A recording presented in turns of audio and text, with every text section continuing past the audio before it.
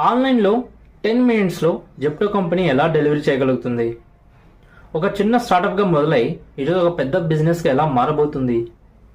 అసలు ఈ కంపెనీని ఎవరు ఎస్టాబ్లిష్ చేసేస్తారు? ఈ 10 మినిట్స్ డెలివరీ అనే ఒక కాన్సెప్ట్ని ఎందుకు తీసుకొచ్చింది?